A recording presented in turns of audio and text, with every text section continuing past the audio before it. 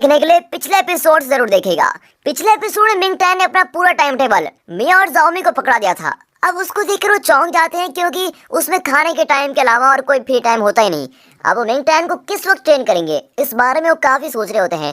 और तभी मिया time table को बड़ी बारीकी से रिसर्च करके देखती है और बड़ी मुश्किल से उसको एक फ्री टाइम मिल जाता है। और फिर वो खुशी से उछलती है कि इस टाइम में मैं उसको ट्रेन करूंगी। अब इस पर जाओमी कहती है कि नहीं नहीं, उसको मैं ही ट्रेन करूंगी। और इस तरह ये दोनों झगड़ने लगती है। अब मिंग टैन आइसक्रीम शॉप में रैबिट के भेस में काम कर रहा होता है। तभी वो फेंग्यू को आते हुए देखता है और वो तुरंत चेक करता है कि शॉप में स्ट्रॉबेरी आइसक्रीम है या नहीं। लेकिन वहाँ पर एक आइसक्रीम बची होती है और वो काउंटर को मैनेज करती हुई लड़की से कहता है कि वो इकलौती स्ट्रॉबेरी आइसक्रीम किसी और को ना दे और उसको फेंग्यू के लिए रिजर्व करके रखे। और वो बेचारे भी मान जाती है। फिर मिंग टैन बाहर जाकर नोटिस मारने लगता है। अब फेंग्यू आकर स्ट्रॉबेरी आइसक्रीम मांगती है तो काउंटर पर खड़ी लड़की कहती है कि सिर्फ एक ही आइसक्रीम बची हुई है। आप बहुत ही खुशकिस्मत हैं जो ऐन वक्त पर आ गई, वरना तो मिलती नहीं आपको। बाहर जो रैबिट के भेस में नोटिस मार रहा है उसी ने आपके लिए आइसक्रीम रिजर्व करके रखी थी। अब ये सुनकर फेंग्यू बड़ी हैरान होकर रैबिट को देखने लगती है और फिर उस आइसक्रीम को बहुत ही मजे लेकर खाती है। लेकिन वो अब भी नहीं जानती कि रैबिट सच में मिंग टैन ही है। लेकिन मिंग टैन फेंग्यू को छुप कर देखता रहता है और उसे खुश देखकर खुद भी खुश होता है। अब अगले सीन में दिखाते हैं तो सुनहाओ और जाओमी के पापा एक बॉक्सिंग रिंग में खूब लड़ रहे होते हैं। जाओमी के पापा एक्सपर्ट्स वाले मूवमेंट्स करके सुनहाओ को हरा देते हैं और सुनहाओ को विश्वास ही नहीं होता और पूछता है कि ये मूवमेंट्स आपको किसने सिखाए?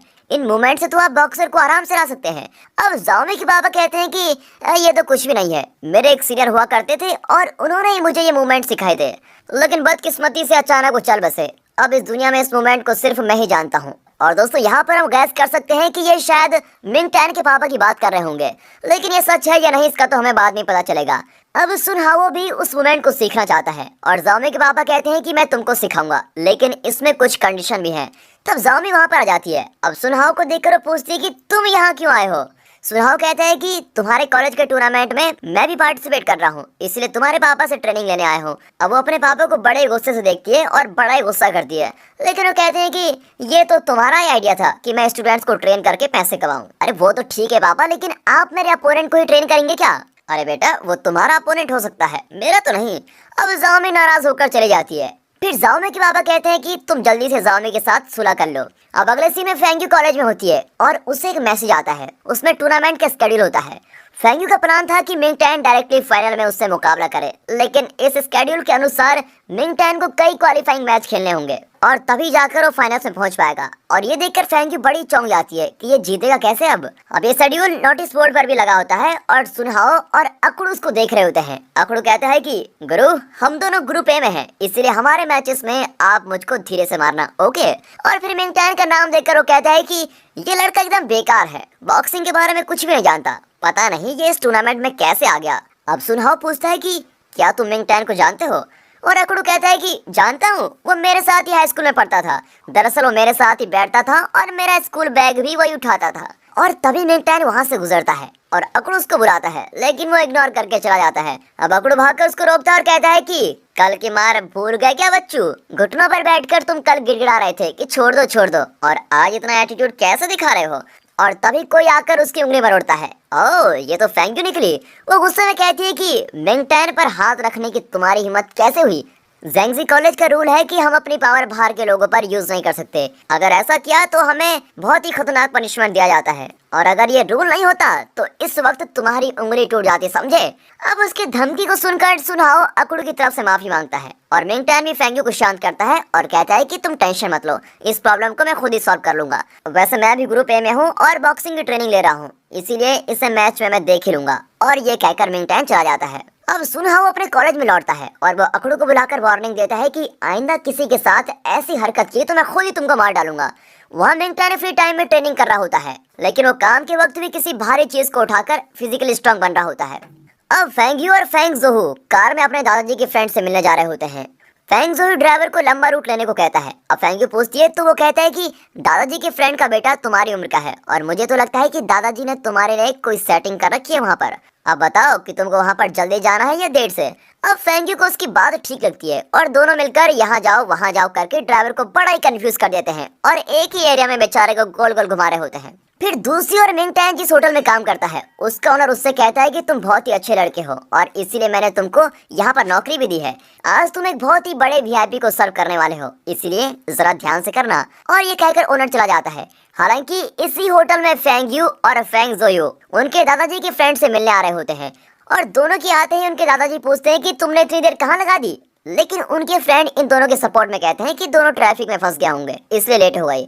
और फिर वे बातें करने लगते हैं। उनके फ्रेंड अपने बेटे को बताते हैं कि ये फेंग यू है, याद है बचपन में तुम दोनों साथ खेलते थे।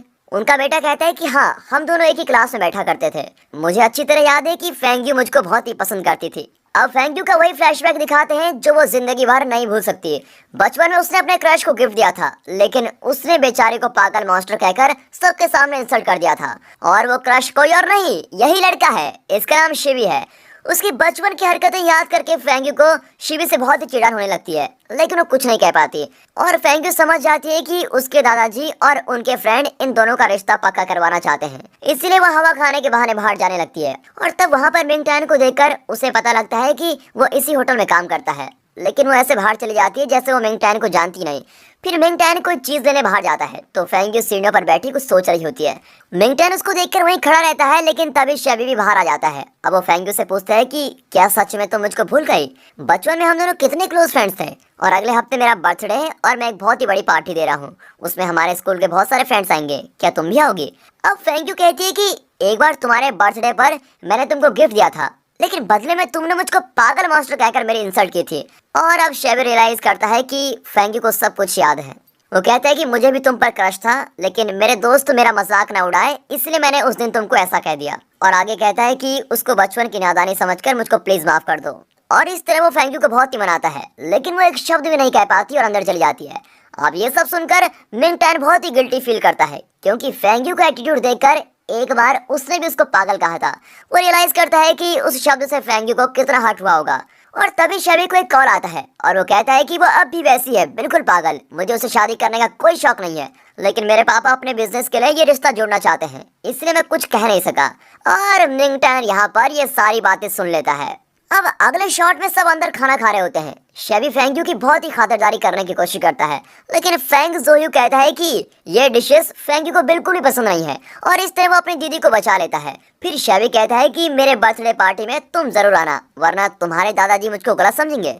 और इस तरह वो सेंटिमेंटली फेंग यू को लॉक करने की कोशिश करता है। अब इसी बीच मिंग टैन वाइन को ग्लास में डालते हुए गलती से शेबी के ऊपर डाल देता है और वो चिल्लाने लगता है कि क्या तुम देख नहीं सकते? तुम्हारे मैनेजर को अभी बुलाओ, मैं कंप्लेंट करूंगा। अब मैनेजर आकर मिंग टैन को डांट कर भेज देता है और इन लोगों से माफी मांगता है। और अब मौका पाकर फेंग यू भी वहां से बच निकलती है। अब बाहर आकर वो मिंग टैन से पूछती है कि क्या तुमने वो सब मेरे लिए किया था? मेरी वजह से तुम्हारी नौकरी भी गई। तो मिंग टैन कहता है कि ऐसी बात नहीं है, मैंने गलती से उस लड़के पर वाइन गिरा दी थी। तभी वो कहती है कि सुन बेटा मिंग टैन, मैं एक एमएमए बॉक्सर हूँ और तुम्हारे हर मूवमेंट का क्या मतलब है ये मैं खूब जानती हूँ, तो अब बताओ तुमने ऐसा क्यों किया? तब मिंग टैन अपना दिल खोलकर कहता है कि मैंने अभी तुमको समझा है, एक बार मैंने भी तुमको पागल कहकर तुम्हारा दिल दुखाया था और मुझे नहीं पता था कि इस शब्द की वजह से तुम बचपन से लेकर आज तक किसी से ठीक से बात नहीं करती और अंदर ही अंदर घुटती हो। मैंने तुम्हें दुख पहुंचाया है, इसलिए प्लीज मुझे माफ कर दो। और तब फेंग यू जरा स्माइल करके कहती है कि ठीक है माफ किया, लेकिन तुम्हारी नौकरी तो चली गई, उसका क्या करेंगे? तुम कुछ पैसे रख लो, ये तुम्हारे भाई बहन के काम जरूर आएंगे। मिंग टैन कहता है कि पैसे उनके लिए जरूरी तो हैं, लेकिन क्या सिर्फ पैसे ही जरूरी है? तुम उनकी फिक्र मत करो, इस प्रॉब्लम को मैं खुद ही सॉल्व कर लूंगा। और ये कहकर मिंग टैन जाने लगता है। एक मिनट रुको यार, पैसे तो तुम नहीं लोगे, लेकिन आज मुझे बचाने के लिए मैं तुमको ट्रीट देना चाहती हूँ। अब मिंग टैन इनकार नहीं कर पाता और फेंग यू को बैयुनो की नूडल्स शॉप में लेके जाता है। और शॉप को देखकर फेंग यू कहती है कि क्या तुमको ट्रीट के लिए इससे अच्छा होटल नहीं मिला था? मिंग टैन कहता है कि होटल छोटा है, लेकिन यहाँ का टेस्ट बहुत ही अलग है और तुम्हें बहुत ही पसंद आएगा। इतना ही नहीं, ये नूडल शॉप बैयुनो का है। फिर वो फेंग यू को बैयुनो की माँ से मिलवाता है। फिर गर्मा गर्म नूडल्स भी आ जाते हैं और मिंग टैन खाने लगता है। अब फेंग यू कंफ्यूज होती है कि वो खाए या ना खाए। इतना सोचे मत, टेस्ट करके तो देखो, फिर तुम और मांगोगी। अब फेंग यू खाने लगती है तो उसको बहुत ही टेस्टी लगता है और तब उसके बाल नूडल्स पर गिर रहे होते हैं और मिंग टैन उन्हें धीरे से हटाता है और तब दोनों एक दूसरे को देखते हैं और देखते ही रह जाते हैं। फिर अचानक फेंग यू उसको थैंक्स कहती है और मिंग टैन स्माइल करता है। अब एन वक्त पर बैयुनो आता है और फेंग यू को देखते ही बड़ा ही एक्साइटेड हो जाता है। आप मेरी शॉप में आई, ओह ये तो मेरा लक है, ये कहकर वो अपनी बकबक शुरू करने लगता है। फिर वो इशारा करके मिंग टैन से पूछता है कि तुम दोनों बाहर भी साथ घूमते हो क्या चक्कर है तुम दोनों का? अबे चुप, ऐसा कुछ भी नहीं है। तो फेंगयू जरा स्माइल करती है और फिर उसको एक कॉल आता है और कॉल अटेंड करके वो कहती है मुझे जाना होगा और वो बाहर चली जाती है। अब उसके जाने के बाद बाइनो फिर से पूछता है क्या सच में तुम दोनों के बीच कुछ चल रहा है? अरे नहीं यार, कितनी बार बताऊं। अच्छा तो तुम भी सुन लो, वो मेरी क्रश है, क्या तुम इस मामले में मेरी मदद करोगे? अब मिंगटैन भी ओके कह देता है। फिर घर आकर भी फेंगयू के सामने नूडल शॉप का वही सीन चल रहा होता है जब मिंगटैन ने उसके बाल हटाए थे, लेकिन यहाँ कप भर जाता है और वो पानी डालती रहती है। अब ये देखकर फेंगयू पूछता है कि तुम कौन से ड्रीम वर्ल्ड में हो दीदी, होटल से तुम बिना खाए चली आई, क्या तुम्हारे लिए कुछ बनाऊं? नहीं फेंगयू, मैंने डिनर कर लिया है, मिंगटैन मुझको बाहर लेके गया था। और अब फेंगयू ठहरा एक जीनियस, वो माइंड में पूरी कैलकुलेशन करके एकदम ठीक बता देता है कि उस दिन ऑफिस में जो फूड डिलीवरी वाला लड़का आया था वही है ना तुम्हारा मिंगटैन, तुमने कहा था कि वो कॉलेज में तुम्हारा जूनियर है। मैं समझ गया, तो उसने जानबूझकर ही शवि पर वाइन गिराया था। और ये सुनकर फेंगयू को शर्म आ जाती है और वो कहती है कि तुमने ज्यादा स्मार्ट बनने की कोशिश की तो मैं तुम्हें कार्ड्स खेलने नहीं बुलाऊंगी और फिर तुम मेरी मार खाते रहोगे, समझे? नहीं बाबा, स्मार्ट नहीं बनूंगा, लेकिन अगली बार तुम दोनों बाहर जाओ तो मुझे भी साथ में जाना। मैंने उस दिन उसे बहुत ही बुरा भला कह दिया था, इसीलिए मुझको जीजा जी से मिलना है और उनको सॉरी भी कहना है। अब यहाँ मिंगटैन का वही हाल होता है, वो फेंगयू के बारे में सोच सोच कर पागल हो रहा होता है और उसकी दी हुई साइकिल को निहारा होता है। और दोस्तों इसी के साथ ये एपिसोड यहाँ पर खत्म होता है। वाह क्या एंडिंग थी! क्या मिंगटैन क्वालिफायर मैचेस में जीतकर फाइनल में पहुंच पाएगा और कहानी में आगे क्या हुआ, ये सब जानने के लिए देखते रहिए स्वीट कॉम्बैट की आने वाली वीडियोस। अगर ये सीरीज आपको पसंद आई हो तो इस वीडियो को एक लाइक और